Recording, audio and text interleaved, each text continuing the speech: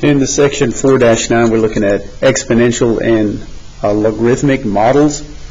And so these exponential and logarithmic equations can model certain situations, like real-life type situations. And we're going to look at the 5 most common types. And so we've got the list of them here. And the first one is exponential growth, and it's represented by y equals a times e to the bx power. All right. And of course, we know a, b, those are constants. E, we know that number is 2.7. And then, of course, x is your variable. Then we have an exponential decay model. It's the same equation, except that the x is raised to a negative power. So the difference between exponential growth and decay is the sign of the power. All right. Then we have the Gaussian model, and that's given by y equals a times e to the negative b x minus b squared over c power. So all of this is your exponent in this particular model. Then we've got the logistic growth model, which is given by a over 1 plus b times e to the negative rx power.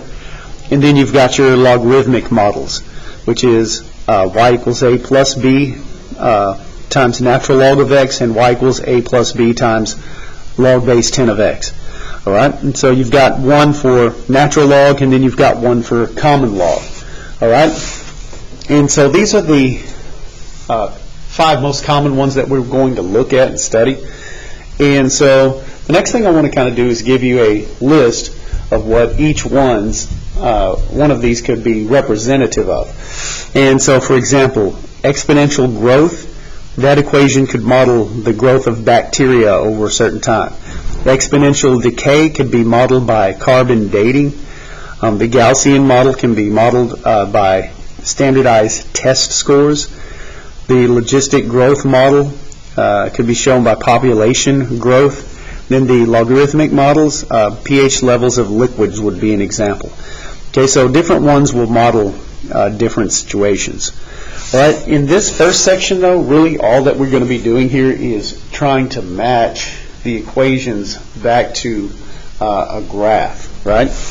And so the type of problems that we're going to be faced with are going to look like this. Okay, and it's going to say to match the equation with the correct graph. So we've got several equations, all right? And so what we want to be able to do is we want to match the equation to the graph, and then also name it correctly as to which one of the models it represents. All right? So what we can do is we can plug these into our Desmos calculator one at a time. And so I'll go in and plug in e to the x power, and we'll see what that gives us. So remember, to get e, you'll press the ABC button. E, go back. We're going to raise that up to the x power. All right, so there is my graph. And if I wanted to match these to one of the graphs that are listed here, I would match that with graph F. So F is the correct graph for my y equals e to the x power. So I'm going to mark a F here. And now, what I need to try to be able to do is match this back to one of my models. In other words, which model is this? Okay. Well, by judging by the way the equation looks, I can go back and match that to one of these forms. Okay. And when you're doing this, okay, we can go back and see I've got y equals e raised to an x power. All right, so which one of them have these? So 4 and 5 are definitely out. It's not logistic growth or one of the log or natural log models, right?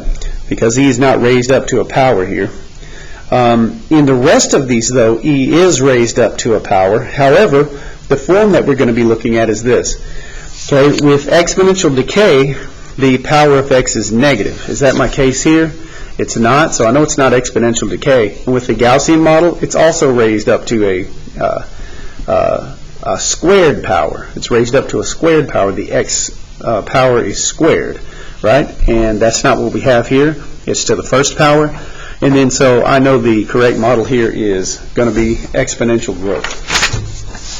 So I'm going to write that over the top of the graph.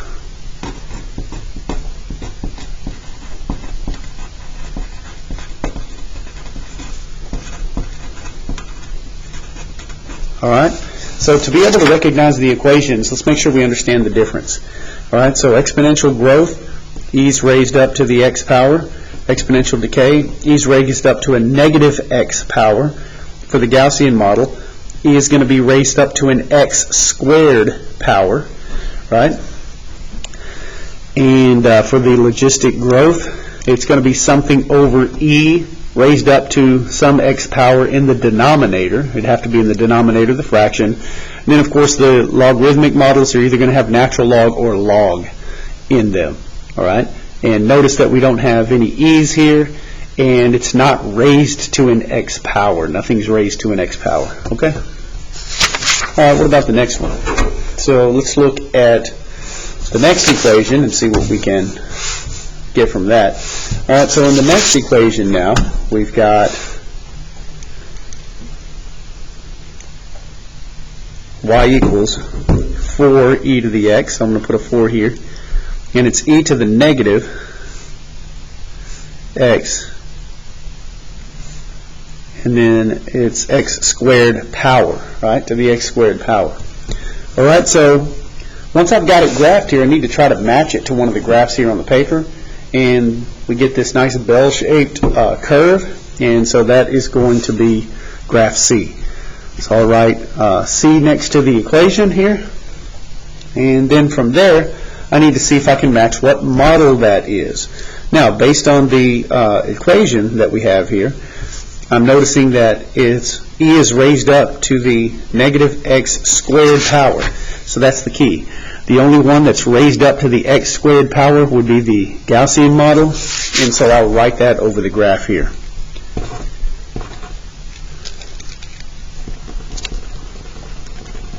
And so really, the objective for this lesson is to get used to the equations for each model to be able to recognize them, and then be able to recognize the shape of the graph for each one of those equations. All right? Let's see. The next equation, I have y equals 1 plus the natural log of x. Let's graph that.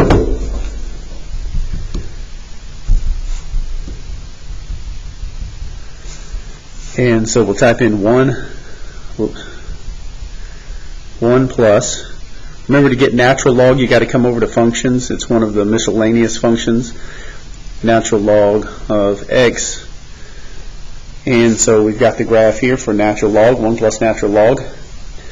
And so going back and trying to match that to one of the equations, the equation that would match up with is going to be choice E. All right, so choice E is going to be the correct graph there. And so as you're looking at this, you might be asking yourself, well, Coach, I can't tell if it's going to be E or if it's going to be B. And so in order to remedy that, then one thing that we can kind of look at is the rate at which the graph itself is kind of increasing on here. And so as you look at the graph of B, as we come along here to 2, in other words, on the graph, then you can see that that's well below 2 here. But then when we get to 2 on this one, then it's actually almost approaching 2 itself. It's at 1.7. And then this would be less than that. And so what we can actually do, if you're still not sure, we can put like a question mark next to this one, or a little asterisk next to it. And once we figure out which one this graph is, we can go and graph them with the same equation, and then we would be able to tell for sure which one is the right one. All right, so if it's too close to tell from looking at the graphs, then we'll just put them both. Once we figure out both equations, we'll put them both on and see which one's which. All right? Let's see. Then, of course, to be able to come up with the correct model for this one, we've got 1 plus natural log of x. The equation itself, or the graph itself, we may have some questions about whether it matches the other one, but there's no question about which model it is. It's definitely the natural log model.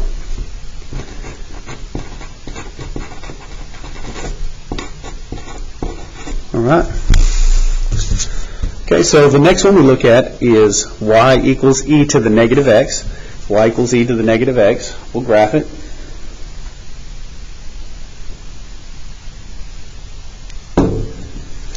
Okay, so y equals e to the negative x power. And so, again, looking at the shape of this graph, the only one that it could be is choice A. And then, of course, looking back at the model, x raised up to the negative, or e raised up to the negative x power has got to be exponential decay. And so that's what we will label the graph.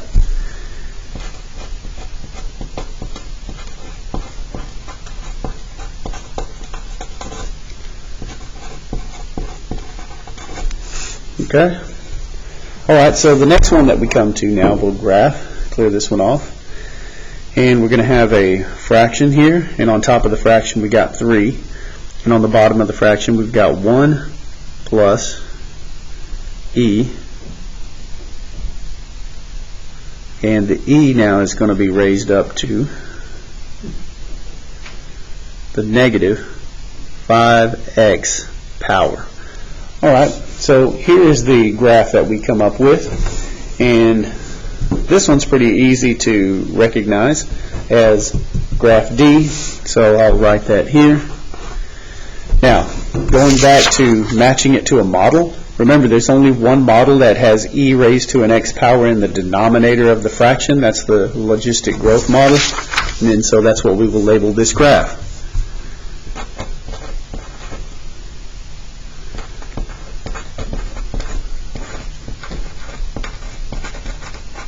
Okay. And let's see, we have one more that we need to look at. So we pretty well know what the graph should be, but let's just verify it. So it'll be 1 plus, go over to my functions, get natural log. It's natural log. Remember, I don't have to write 10 because natural log automatically means base 10 and of x. And then so there we go. And then that's going to be the graph of choice B. And I know that is the common log model.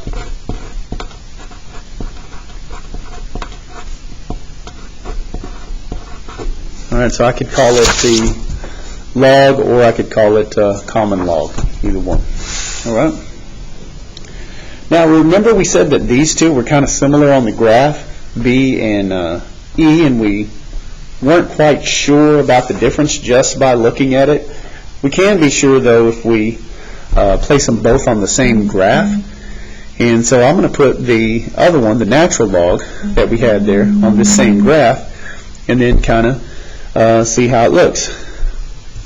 So when we put this on here, we're going to put 1 plus natural log